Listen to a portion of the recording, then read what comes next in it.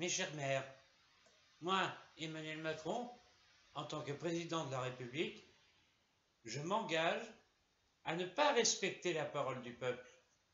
J'ai dit que j'organisais un débat national pour permettre au peuple de s'exprimer, et comme vous le voyez, je m'adresse à des élus. Le peuple, j'en ai rien à foutre. Je l'emmerde. Ah, visiblement, il y a des gens qui ne sont pas des maires, qui se sont immiscés dans le débat. Alors, j'aimerais savoir de qui il s'agit. Oui, oui. Ah, oui, Cyril Hanouna. Vous avez visiblement quelque chose à me dire. Je vous écoute, Cyril. Je vous écoute immédiatement. Salut mon petit Monté. Ça va le débat national, hein? Mais il n'y a pas grand chose à bouffer ici. alors, Manu, j'aimerais te proposer quelque chose. Oui, je profite de ce débat national pour te proposer de venir à Touche pas à mon poste. On va bien rigoler. Oui, à Touche pas à mon poste, je te propose d'humilier les chroniqueurs. Ils sont là pour ça. Ils se déguiseront en ministre. Et puis, toi, tu les engueuleras. Hein? Et puis, tu feras comme tu fais avec les Français. Tu les traiteras comme de la merde. C'est rigolo, hein? Alors, qu'est-ce que t'en penses, Manu? Dis-moi, parce que moi, j'ai envie de savoir. J'ai envie de savoir parce que moi aussi, je suis français. Je suis français et comme tous les Français et comme mes copains les Gilets jaunes, on a besoin de Darka. Alors, je t'écoute, Manu. Alors, tout d'abord, monsieur Hanouna, je vous demanderai de ne pas me tutoyer. On n'a pas élevé les cochons ensemble. Et il me semble que du cochon, vous n'en mangez pas. Ensuite, j'aimerais que vous ne m'appeliez pas Manu, mais Monsieur le Président. Quand on se trouve devant le Président de la République, on l'appelle Monsieur le Président. Surtout quand c'est moi. Parce que je suis supérieur à vous. J'ai plus d'instructions que vous. J'ai travaillé à l'école. Je porte un beau costard. Vous, votre beau costard, vous ne le méritez pas. Pour avoir un costard, il faut travailler. Et vous n'avez pas beaucoup travaillé. Bon, d'accord, vous gagnez de l'argent, ce qui fait de vous quelqu'un de respectable. Mais il y a des limites. C'est vrai qu'il est tentant pour moi d'humilier vos chroniqueurs. Parce que j'aime humilier les gens, surtout quand ils sont français. Et vos chroniqueurs sont français. Mais je n'ai pas que ça à faire de passer dans une émission regardée par des crétins. Et ces crétins sont des Français. C'est QFD? Si les Français n'étaient pas aussi stupides, est-ce que je monterais dans les sondages? Est-ce que je serais président de la République? Certaines personnes disent que non. Alors, je vous prierai de me respecter. D'accord, espèce de merde? Non, comment vous dites déjà dans votre émission? Espèce de rmal. Espèce de rmal. Ce qui veut dire âne en arabe. Alors, je vous prierai de vous rasseoir et de ne pas me manquer de respect. C'est compris? Espèce d'imbécile? Oui, effectivement, je regarde Touche pas à mon poste. Et je regarde Balance ton poste. Mais je ne regarde pas ces émissions parce que je les aime.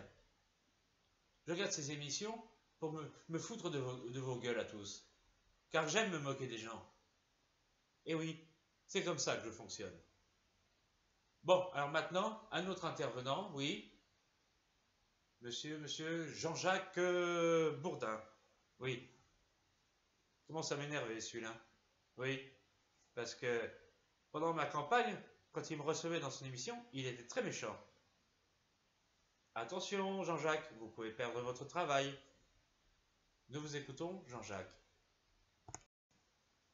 Manu Macron, j'aimerais attirer votre attention sur votre attitude douteuse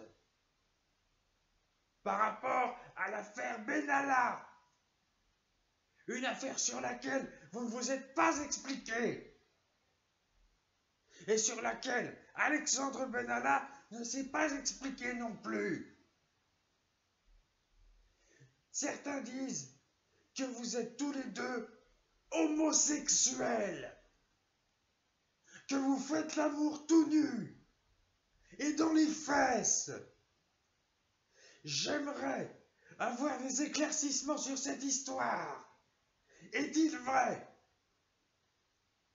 que les nuits de pleine lune, vous surnommez Alexandre Benalla Brigitte? Et c'est vrai que quand on le regarde, et quand ensuite on regarde votre épouse, Brigitte Macron, on est en droit de se poser la question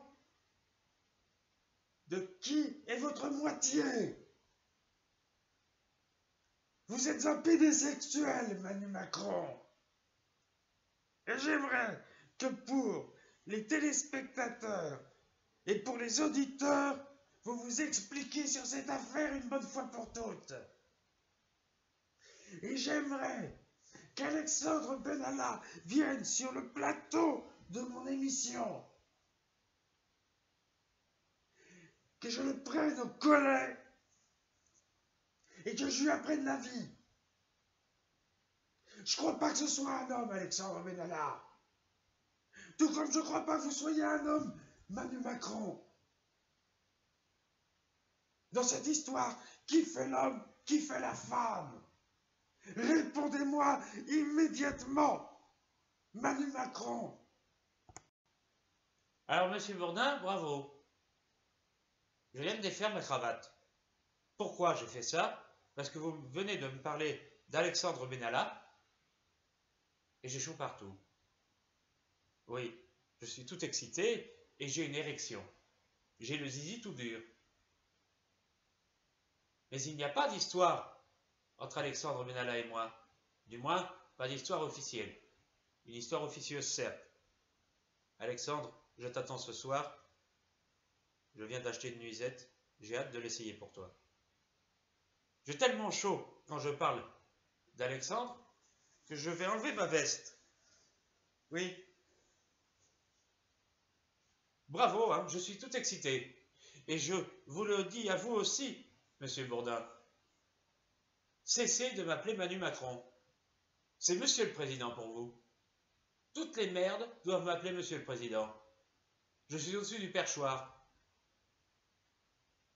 Je suis Dieu. Bon, la France, c'est loin d'être paradis, mais moi, je suis Dieu. Alors, Dieu, on le respecte. Et je vous intime le respect. Est-ce que c'est clair, monsieur Bourdin? Non. Comme vous voudrez. Ça se paiera. Je suis là encore pour 3 ans. Méfiez-vous, monsieur Bourdin. Le travail de journaliste est un travail éphémère. Vous pourriez le perdre beaucoup plus vite que prévu. Maintenant, je vais laisser la parole à un dernier intervenant. Moi, je vais aller me passer un peu d'eau sur le visage, de l'eau fraîche, parce que j'ai chaud partout, je suis tout excité. Vous êtes Alain Marchal. Nous vous écoutons. Quant à moi, je m'en vais. Au revoir, pays de cons. Alors oui, ce débat national, certains disent que c'est de l'enfumage, mais grande gueule, qu'est-ce que vous en pensez? Bah oui, mais évidemment que c'est de l'enfumage. Manu Macron, c'est un coup de com' qu'il fait. Il refait sa campagne électorale, mais bien sûr. Faut pas oublier qu'il y a les européennes dans 2-3 mois. Hein? La date exacte, on s'en fout, personne va y aller. Bah oui, mais allez. Mais oui, mais c'est comme ça en France. C'est comme ça en France, il y a un débat national, mais c'est pas le peuple qui s'exprime, c'est des élus. Oui, chacun s'exprime. Oui, mais évidemment, vous avez raison, Charles Dickens. Non, David Dickens. Oui, je vous confonds toujours avec le mec qui a fait l'histoire avec les 3 fantômes là.